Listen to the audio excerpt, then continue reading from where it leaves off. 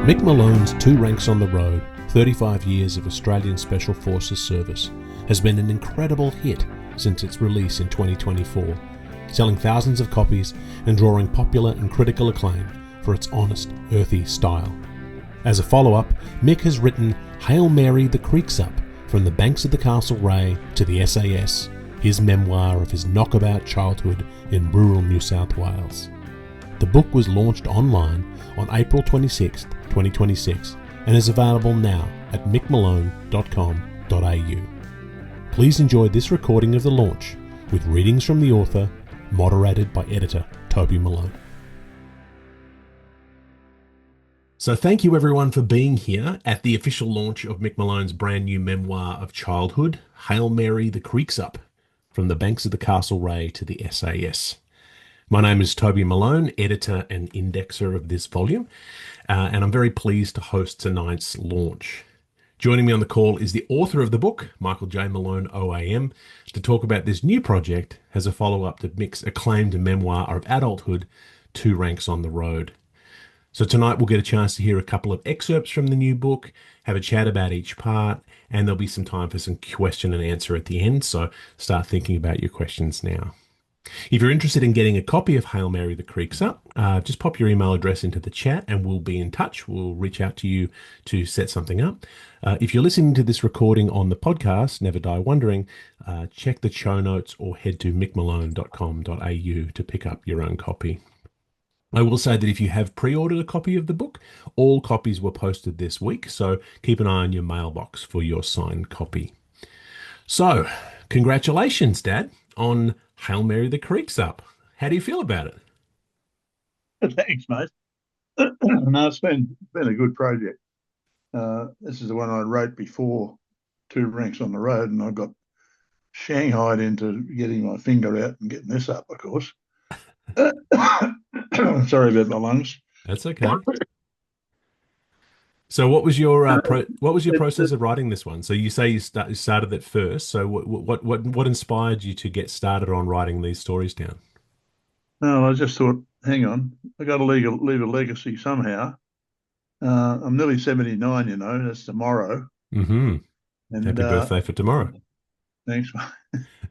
And I've really got nothing to show for it except my beautiful wife and my family. But I thought I'd need something tangible.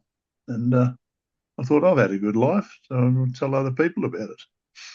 Yeah, absolutely.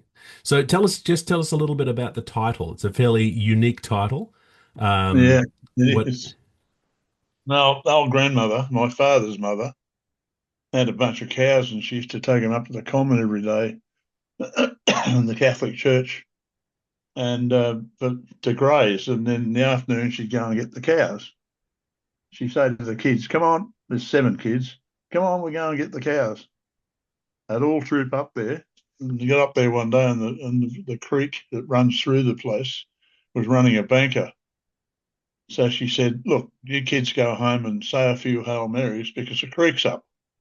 So they went home and sat on the floor in the kitchen, holding hands. "Hail Mary, the creek's up. Hail Mary, the creek's up." And this became a family story forever. Right.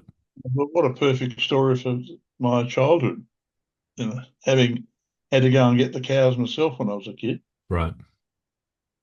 Yeah, it was always I think when you first started talking about writing this volume, you always talked about how that would be the title. It was stuck in your mind as a great title. And so, Yeah. and then you were writing it during the pandemic where it was when stories would come into your mind and you would just write them down in no particular order. Yeah, I tell people I make stuff up if I can't remember it. But most of the stuff in this is genuine.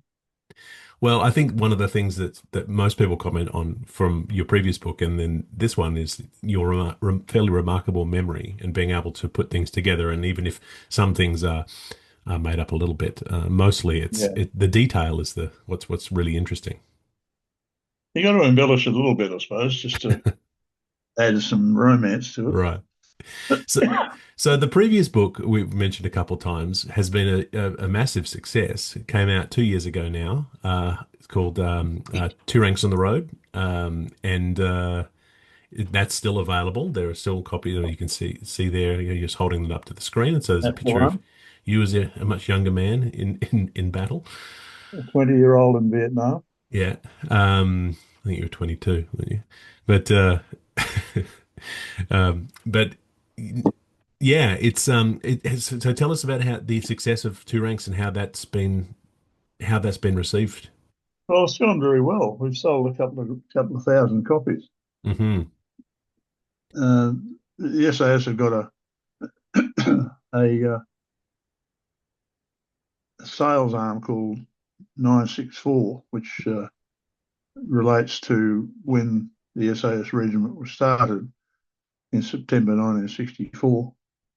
And they sell so many copies online, overseas, and all sorts of stuff, along with all sorts of other stuff.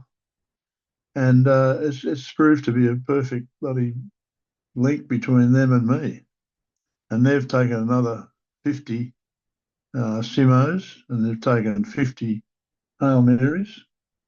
So it's never now they want to get stuck into one of the old books I did called Pictorial History, which is 30 years old. They want to resurrect that.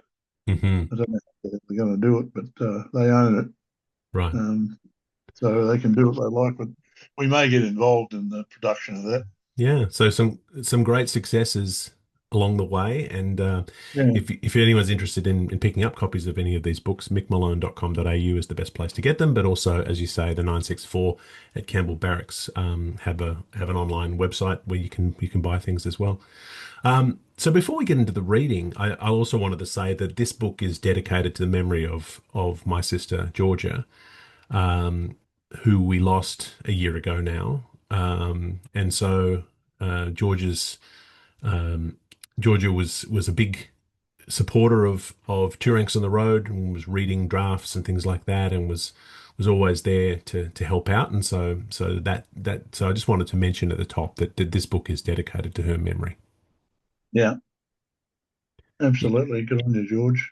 Yeah, What a what a it's what a been champion. yeah, it's been a tough time of year. As I say, we lost Georgia in April of 25. But this last year has been sort of a bit of a labor of love of getting this book up and running and making sure that we got this out there, because we didn't want to make you wrote all these things. We skipped over it and went to Two Ranks, but then came back to Hail Mary. And so I thought that today might be an opportunity to hear a few excerpts from the book. And so you can sort of get a sense of the kind of voice that we're speaking with in the book. So why don't we start off with a little bit of a reading, a paragraph or two on a taste of the family history. So why don't you take us away into the first reading from the book? This is from Hail Mary, the Creek's Up. Reading one, family history. Our family patriarch, John Malone, was a skilled builder and carpenter who built many of the road bridges and other structures around Coolah. In 1913, he married a young woman named Anne Catherine Bruggy, known as Annie, in Lismore, New South Wales. Annie came from a well-to-do family who owned a large property called Tara up around Lismore. The Irish rebel link ran strongly through the family. John and Annie kept the flame of Easter rising, flickering. There was a village or property so-called home rule located out the back of Coolah, which never pleased the Olds, as they were staunch Republicans, keen on breaking ties with England, who they saw as thieves and vagabonds. John and Annie Malone's first two children, Murray Eileen Rosaline, known to all as Eileen, and Annie Alcock, better known as Nancy, were born in Lismore not long after the family moved south to the small town of Gulgong, where another girl was born, Margaret Clare, known to all as Meg. During World War One, John provided for his family with homegrown produce. When the war ended in 1918, most of the returned soldiers had arrived home by the mid-1919 and taken back a lot of their jobs. At this time, the so-called Spanish flu pandemic of 1918 to 20 was rampant, and the returning soldiers were thought to have brought a lot of it back from Europe and North Africa. It was into this level of desperation that the Malones welcomed their first son with the patriotic name Eamon de Valera Malone, my father, Edmund, known to all as Ned. Right. So this becomes a bit of a theme throughout the book. Immigrants from Ireland doing it hard, working in all sorts of plenty of areas. You come from pretty tough stock. Straitened circumstances, I think you can call Yeah. So the Malones emigrated from Limerick in the 1840s during the potato famine. And all sorts of we were able to trace a lot of our history back through. I'll say that we have a cousin.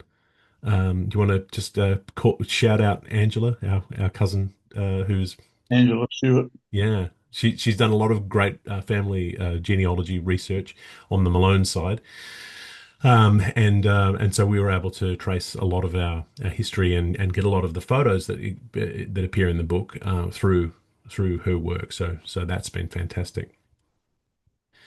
So you were born 100 years after the Malones immigrated from Limerick, but Yeah. plenty of the old country remained. So how much of the Irish connection existed in your memory when you were small?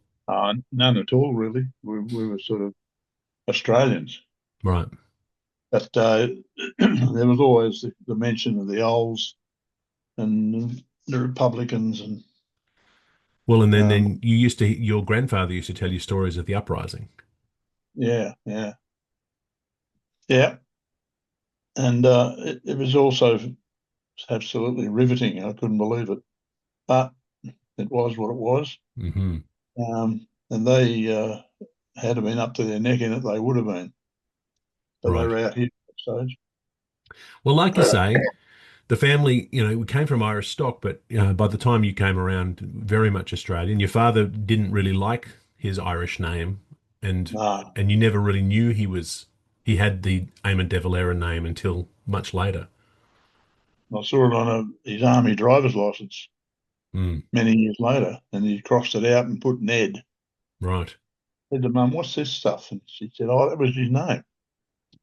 right. Ah, okay. Yeah, and it was very much so. We have the Irish roots, but it was very much anchored in Australia, and a lot of this book is built around a fairly idyllic childhood in the bush, small town New South Wales, um, primarily in the small town of Binnaway, which is where you were born. And Yeah, to quote from the book, you say it's smack in the middle of sheep and wheat country in central New South Wales. yeah. Um, so Binnaway is the site of a lot of the early stories in this story. What do you remember about Binnaway when you think of it now? Well, it was a big town for me. I was only a little kid. Um, we had two pubs, the top pub and the bottom pub, or the butt. Um, the movie The Shirley was made in part there Hmm. in the main street, and I'm in the picture. Yep, yeah. There's a Uh, photo of that in the book. yeah, yeah, and my old grandmother, my great grandmother, sorry, Girlie Brown, she was a cleaner in the Royal Hotel, which was the the top pub. Yeah, and so Yeah, and we had a lot of those memories, those real fragmented childhood memories of different people and different yeah. shops and organizations and parts. So let's read a little bit more from the book. This is the second reading. Some of the memories of your time as a child in Binnaway. Childhood. The mighty Castlereagh River was most important to us all us kids. It's where we learned to swim in ponds along various parts of the river. The river was generally bone dry for most of the time, but when it did flood, ooh, don't go near that river, Michael, was my mother's steady refrain. When I did, there were serious consequences. Regardless, we'd swim in the river as much as we could, except when it was in flood, which seemed to happen every winter. In the heat of summer, if it weren't in the river, we were under the hose in the backyard. The dogs particularly loved this, but not as much as swimming in the river. We were constantly testing the possibilities of the river. One season, we built a very scratchy tin canoe out of scrounged old pieces of corrugated iron and pieces of old timber, we had the idea that we would build a flotilla of canoes, modern day Tom Sawyers and Huckleberry Finns, but it never came to pass. We carried it down to the river and plonked it in the water, where it promptly filled with water and sank. We hadn't heard of the term corking. It took a bit of doing getting it back on the riverbank, but we got it out, and that's where it stayed for quite a while, quite some time until we could find out what to use as corking material. Our boats were never going to be seaworthy, and sure enough, our attention was diverted onto something else. We never did fix it up. As far as I know, it's probably still sitting there. It was fun while it lasted, I must admit. Yeah, the word idyllic comes up often in these early chapters. The idea of running around um, and getting into trouble with these kids and having fun. I mean, there's plenty of stories of you getting into strife, plenty of adventures Oh, in Benaway. Uh, getting inside, my God. yeah, and one of the things I love about the book is that there's so many detailed descriptions of these various families and kids and personalities in Benaway, all these different people who make up the town. It really feels like this close-knit community. And so when you got into trouble, it really became the community coming together. So, and the trouble you got into, Yeah, which includes, and we didn't include it in the reading today, you'll have to check it out, but includes a major robbery yeah, that you got into trouble for that nearly derailed your military career. But lots of rat bags and lots of people who were steering you in one direction, and then of course the influence of the people who are steering you in the right direction, the influential figures in your life, including five remarkable women. And that includes Joyce Malone, my grandmother or your mother, Alma Polly Brown, my great grandmother, your grandmother, Gurley Brown, Nanny, or your your great grandmother, my great great grandmother, Florence Brown, who was your aunt, and Merle McWhirter. So these five women, all of whom were central to your early life. When you think of what those women meant to you when you were 5, 6, 7 years old, how do you oh, mate, put it into words? they were vital. Anyway, you want to read this? Well, Five women? hang on, we're talking. All right. Yeah, I mean, just yeah, let us know. Like, so, how were they vital? What were they? What were Well, they? they're always very accommodating, and if I get into trouble, I'd go over there and Polly would hug me in her enormous breasts and there, darling, And Mum, Mum would say to her later, "You mollycoddle that boy. What are you doing?" And Nanny Brown, of course, she loved us, and Auntie Flo was such a wonderful woman. And Merle was the daughter of Polly's mum's sister, younger sister, dressmaker. Right. She married into the Skyen family, the McWhirters, which wasn't the best thing, but it happened. But Gave that birth to a couple of kids. But they were yeah, and but they were all sort of central to your early life when you were growing up in Benaway, and so it was sort of formative for you. And it would be sort of we realized early on that these five women kind of formed the basis of the entire story They early did, on. yeah. Yeah. So why don't we get on to the third reading about these amazing women? Okay, five women. My mother had a firm hand and a loving heart, showed us a great example for how to be industrious and honest, and always knew the right moment to care. Come here, darling, with a big hug, and when to offer a caustic opinion. You stupid, stupid boy. The influence of women in my life was immense, and it took a village of magnificent figures to keep me on the straight and narrow. At the top of the list were five family members who showered me with love and care. Where would I be without them? The most important woman in my life, excepting my sainted mother, of course, was my mother's mother, Alma Rebecca Brown, who everyone called Polly. She represented a huge presence in my life, which still resounds today. She was a wonderful woman who came from straitened circumstances and was making a real go of life. She's seen it all. Polly had two other daughters, Merle and Evie, living with her. Merle was my favourite aunt and my second favourite person behind Polly. She showered me with love every day. Another incredible presence in my life, early life, was my great-grandmother, who was Polly's mother. Her name was Florence Maud Brown. Everyone called her Girlie. When I came along, she was nanny to me. She and Polly's sister, also Florence Maud, known to us as Auntie Flo, lived a short distance down the lane from our place. Nanny Brown was a real country girl who also knew straitened circumstances. And it was tricky to find a lot of information on some of these women. Just it was a different time in terms of they were living simple lives and working in various sort of fairly Yeah, so cleaning and dressmaking and different kinds of things in small towns. And quite often the best places to find things, if we go into Trove into the old newspapers, you see notices where Merle or Arnie Flo or someone would be announced to be leaving Benaway to go to Sydney for a visit. And aside from that, you wouldn't see very much. So it was a lot of this came down to your memories. Um, yeah, so that really becomes central to this whole process.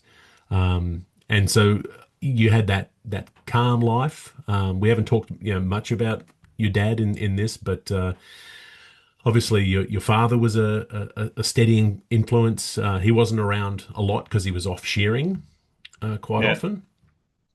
And so you had that calm home life, but then again all the rat bags around around Oh, Binaway, and like I said, robbing a train, which you can read about in great detail if you get a hold of a copy of the book. So you kept getting into all this trouble, despite the love of these five women, and so eventually, when you were 12, it was announced that you were going to be packed off to boarding school in faraway Bathurst. So how did you feel cruel, when you first heard about that? cruel wretches, I thought. Yeah, you, It was something that I didn't expect, and I was quite excited in one way, but horrified in another. right. Um, but at the end of the day, it turned out to be good. Yeah. So you went to the legendary St. Stanislaus College in Bathurst, which is right next to Mount Panorama, where the car racing happens. Um, and it's a venerable old institution. It's been there for 100 years, and it sort of it became the next point of formation. Your family had moved just before you went to Stanny's. You all moved to Coolah, and so No, that that uh, oh, that's right. So that's right. You moved to Mudgee, and so that was a big another big shift for you yeah, to to move away from Binaway. So you started sort of getting breaking up some of that stability that you had in those early days. So yeah. Lost all my mates, yeah, but I had to grew new ones. and sold all your comic books and Bloody mongrels. well, why don't we hear a little bit about your first impressions of St. Stanislaus? Right. Sannies. We went to Bathurst up through Safala and Hill End. We hadn't stopped as Dad was impatient to get back. We drove in on a Saturday, as if I recall correctly, and pulled up outside the main entrance of Sannies in Bentinck Street. We were met by a priest in the obligatory long black robe, who escorted us through the marble hall and up to the dormitory and allocated me a bed. He pointed out the toilet and noted the huge old unpainted concrete shower block with 10 showers downstairs. He then took us to meet the college president, Father Joe Keady. Joe Keady was a lantern-jawed ex-Stannies pupil, a class of 42, who hailed from Coonamble and had been a heavyweight boxer in his youth. He gave Mum tea and biscuits and me a glass of water. He was a very congenial character who laughed easily and often, and certainly put me at ease. He stressed the importance of a good balance between schoolwork and sport. There were plenty of tears and hugs from Mum, with a stoic elder Malone holding it all together. And then they left. How did that feel, being left at Stanny's at 12 years old, never being away from your family? Well, it was quite daunting actually. But on to the next adventure, I thought. Yeah, I remember you took me to Stanny's when I was about 11 and just toured me around the place, and I thought you were going to leave me there. I really did. I thought you were going to say goodbye, have fun. So I'm glad you I'm didn't. glad I didn't. Yeah, that's right. But it ended up being a fairly formative place. You quickly settled in, played a lot of rugby and handball. You even got elected juvenile house captain. Hmm. Um, but you also got into plenty of strife.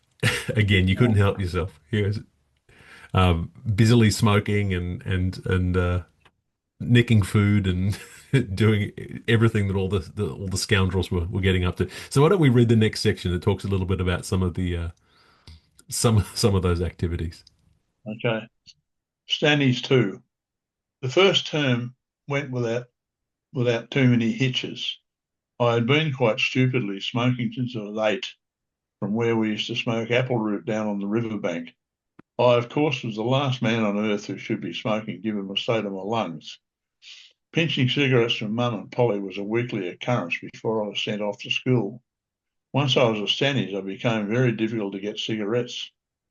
My mate Tony Gashead McGrath always seemed to have smokes. And he was quite generous with them. He used to get a small 10 packs of earthy, which were savage little numbers. One cigarette would last a full day. We'd sometimes take one or two drags before bugging it out and hiding the bumper in our sock. Gussie was a sneaky little bugger and soon found the perfect place to smoke under the prefect's table in the mess hall. His reasoning was sound. Who would ever think to look for us there? Turned out he was right. Going undetected was a priority when you got caught smoking. You were hauled up to the dean's office for 6 cuts of the cane. The dean was a cruel little wretch named Father Mousy O'Halloran, who enjoyed inflicting pain, so 6 cuts across the hand was no laughing matter. This will hurt me more than it will hurt you, was his constant refrain. You couldn't do that today. Oh, God. Oh, can you imagine? So yeah, so lots of memories of Stannies. What do you when you think back? What are your overarching memories of that place? You were there for 4 years. Well, I was up with everyone else. I could do what everyone else did. I could run. I took on every sport known to man. I turned out to be good at handball, not bad at rugby, not bad at cricket, could play tennis, could do all these things. Yeah. But I'd never been tested on them before, which made me feel thankful. I was never bullied, never bullied anybody else. And I had some great mates there. Hmm. We got on famously.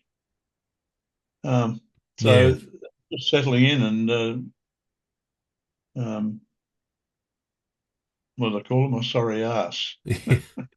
Yeah, so you had the first year and then did you repeat? When did you repeat a year? Was it after the Repeated second year. right? So you did the first 2 years and then you had to repeat second year. Yeah, And yeah. then I came home after the first year, scruffy looking little wretch. But you couldn't go down to the showers because the big boys had the showers, and they used to make whips out of their wet towels, flick you on the backside, which we were terrified of. So no one ever went down there. So you never washed. When I went home on the first leave, first holidays, I was as dirty as you could get. My mother spent an hour with a big scrubbing brush in the bathroom. And then yeah, that second year where you were the juvenile house captain of St. Charles House. Yeah, yeah. St. Charles, And then juveniles house. Well, I was there to pick all the teams and in the house. That was fantastic. I thought I was King Muck. and even though you had to repeat your grade, you got to keep that job in your third year there. Yeah, yeah. And at the time you thought you were going to become a wool classer. You thought that that was going to be your future. Well, it looked like the cushiest job in the history of bloody work. Down on the table classing wool, Yeah. you know. So But yeah, so you had and then the fourth year, you thought, all right, I'm going to take it seriously now, and I'm going to buckle down. I started passing classes and things like that. And then, little known to you, you were that was going to be the end of your time at Stanny's. You got yanked out of Stanny's because the family had moved down to the Blue Mountains to start a milk round, and you were put into St Bernard's College in Katoomba, which no longer exists. So that was a wrench. Wasn't it what? An Yeah. hour and a half in the train in the morning and an hour and a half in the train in the afternoon.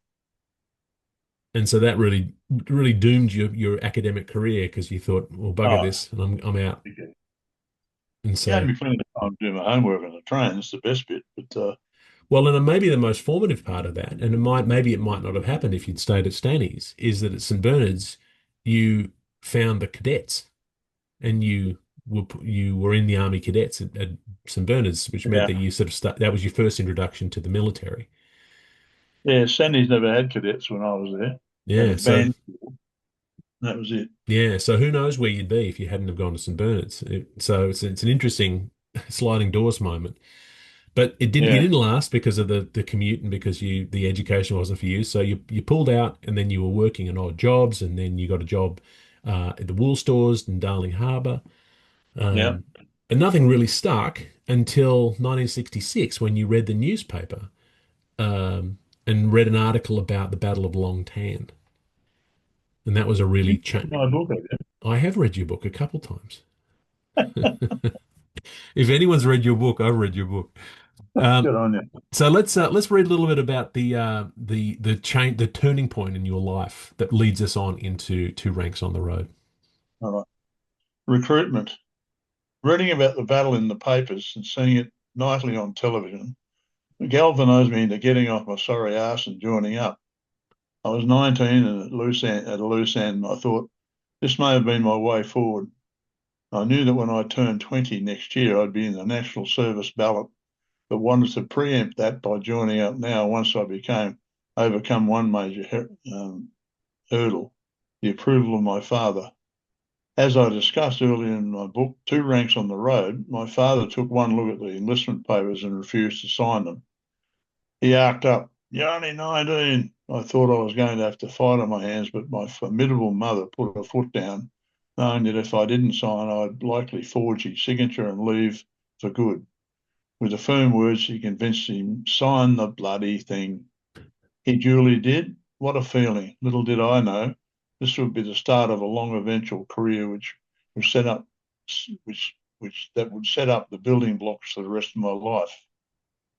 And so it did. And so that's the sort of the point at which the two books merge, where that story also appears at the beginning of Two Ranks on the Road, and from there it shifts you forward into your military career. So I ended so up like that. and then we see the photo on the back of What a Hail handsome Mary young man. as a newly minted SAS soldier. Yeah, Yeah. it was important to us to make sure that we told the story that led up to Two Ranks. When you first started writing these memories down, there was memories from your military time, there was memories from your childhood, and mixed all up. And so we said, let's just divide those and make sure um, that we give a chance to give some space to all of them, because otherwise the book would have been 1,000 pages long. But yeah, it sort of gives a lot of context. So, how has it been reflecting on your childhood over this last 12 months, pulling this all back together? Oh, it's good. I feel vindicated. I feel calm about the fact that my story's on paper now. Um, when I think about the loss of Georgia and I think about her legacy, Yeah. she's got a legacy in a different way, different style. But this is mine. I have nothing else. So when I pop off, your kids at least will have a fair idea of what I did, Yep. and their kids, and so on, and we can all move on. Well, it was a fairly big driving force for me as well, editing this volume. I know you thought that me and my mum were bullying you sometimes, getting you to do this work. But it felt important. It felt important to do it now while we had the time, and family history. So my uncle Don is in the room right now, which is great. It's great to see him, and he holds the family history on the other side of the family, on my mum's side, and the work that he does is invaluable because it means that we have it written down. And so my kids can look back and see where their ancestors came from.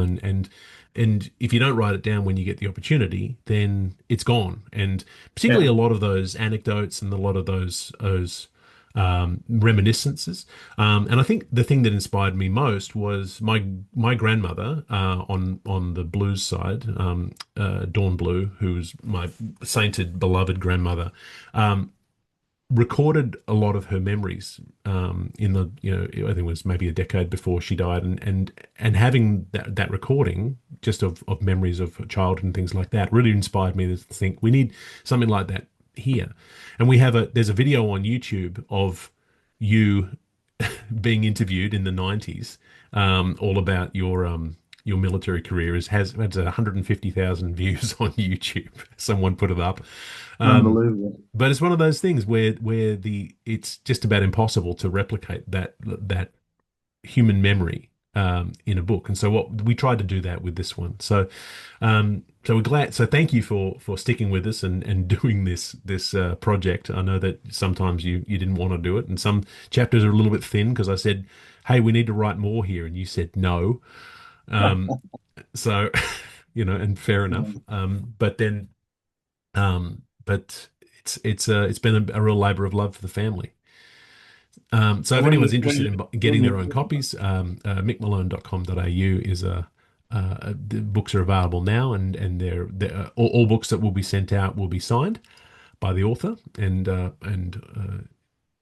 yeah, so those are available. So we're at the end of our reading section, our formal section. If there's any, there we go, signed by the author. There's my the book. Trumpian signature.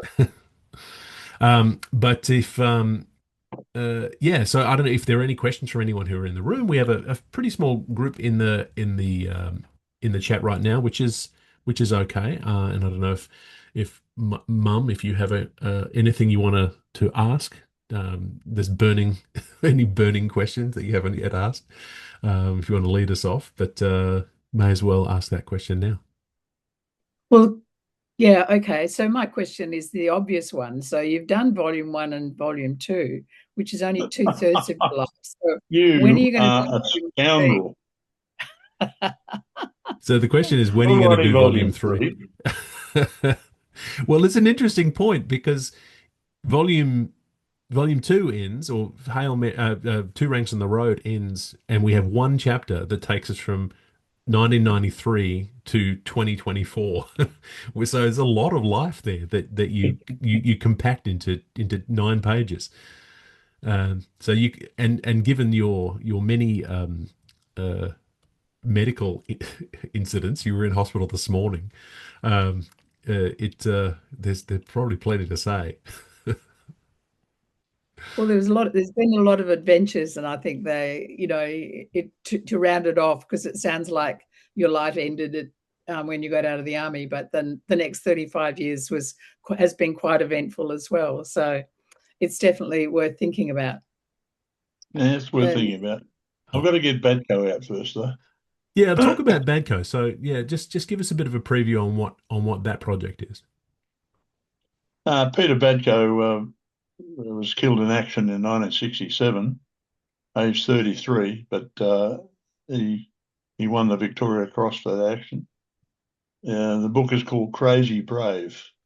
Someone called him that somewhere. So And he was a bit of a madman, he died at 33, and everyone he ever served with is all also dead now. right? So all I've got is the family. There's three daughters and the mother, who none of them talk to each other. And I've just got to get around to how to do it. Well, we have some bits and pieces that we've had from other publications. I mean, obviously, Badco won a Victoria Cross, which means that he is a significant figure in Australian military history, and so he certainly isn't forgotten.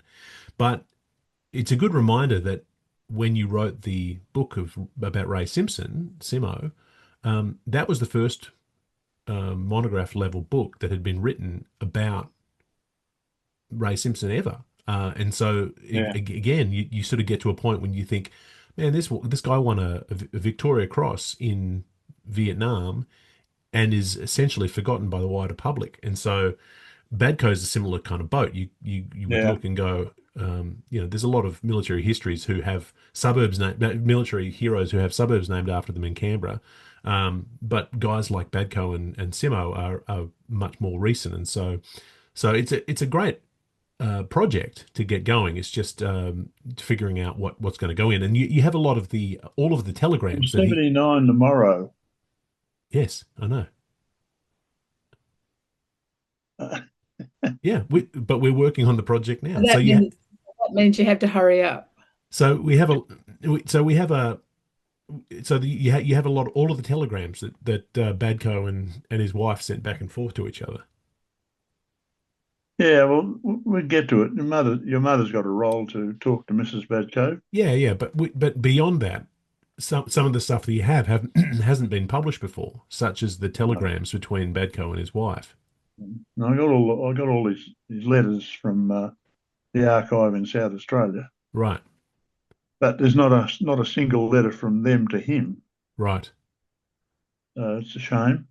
Well, yeah. I mean, and But, things get lost and things get misplaced. So, yeah, but yeah, in any case, this is it's sort of a nice legacy project, and it's something that to keep you busy. And I would suggest that writing these books probably kept you focused the last couple of years.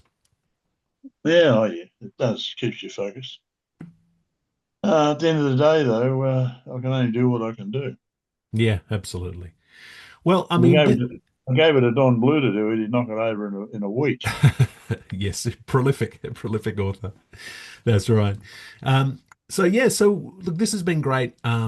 Despite so obviously a Sunday night's tricky to get people along for a launch, but it's less about the quantity of people and more about the quality. And we're very glad that everyone who was able to come tonight came.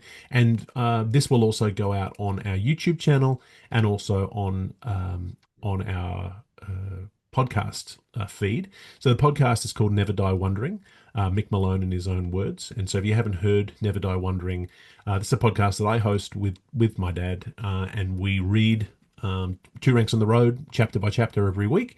And I'm glad to say that once we get to the end of Two Ranks on the Road, we will start reading Hail Mary the Creek's Up. And so we'll be adding that to the feed. So by the end, and the best thing, I think the thing I like about the podcast is that it's not just reading the book, but it's also giving a little bit of additional context and I get to ask you questions, and it's been quite well received. How's the podcast been for you?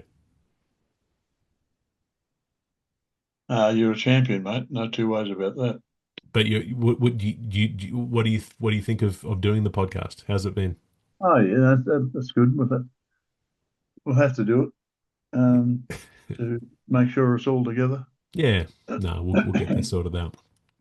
But the pictorial history of SAS is the one that they're vastly interested in up at the regiment. Yeah, But it's so crappily produced. The company that produced it didn't do well, a very good job at all. well, I think a lot of it, all of They've it actually came. got one scene where free fallers are in formation, Yeah, but they're upside down. but I think that was corrected in the revised edition, wasn't it? Oh yeah, Yeah. yeah, So, I mean, and the interesting thing about redoing the pictorial history is that we have the technology now to make it look really good, and all the yeah. photos that are in the Hail Mary the Creek's Up and Two Ranks in the Road were all um, handled by an expert photography. So Daniel, Mum, can you pipe in with his full credit? That Yeah, it was Daniel Grant. Yeah, so we gave him some really grainy and very old photos, some photos that were photos of photos, and he worked his magic to get them as high a quality as we possibly could. So hopefully we'll be able to do that with if we go ahead with the pictorial history, we'll probably do that again. that's right. I mean, they'll never be perfect because they're old photos, but we can get them better. And also, we should also acknowledge Marvie Douglas, our printer. She's fantastic. Yes, and so she was involved with the design. You'll notice if you if you read this book that it's an exact twin to Two Ranks on the Road in terms of the formatting and the layout. The cover has a fold out card. Lots of different kinds of content in there. There's a map that. This is something you came up with, Toby. Yeah, The and map of New South Wales. Yeah, and the credit for that map goes to my mother-in-law, Jean Lashley, who read the manuscript and said, "This is great, but I need a map because I don't know any of these towns." And I thought that's a very good point. So, so big thanks to Marvie and her work, and all of her credits are available there. So the book is available at mickmalone.com.au. The ebook version will be available in the coming weeks, and so. So if you are interested in getting it on an e-reader or a Kindle or a Kobo, or reading it on your iPad, that is coming. So that is coming probably in May of 2026. But all details are available at mickmalone.com.au. So I want to thank everyone for coming out tonight and for listening. I want to thank my mum, who is the publisher at Imprimatur Books, who has been doing yeoman service. I'm at the other side of the world in Canada, so it's very hard for me to put my hands on all of the things that need to get done. So mum is the one who does all of the hard work, and I sort of send directives. You're the world's best bloody editor. What are you talking about? Yeah, well, I try my best. I'm sure I look forward to getting hold of a copy of the book. I don't have my physical copy because it only came out last week, but I'm sure as soon as I get it, I'll find all the mistakes that I missed. Anyway, who's going to announce the official launch? That is you. That's on you. And here it is. Hail Mary the Creeks Up by M. Malone, idiot. Yeah, all right. Officially launched. Officially launched. All right, thank you everyone for coming. I really appreciate you being here, and we look forward to the next several books. All right. Okay. Thank you.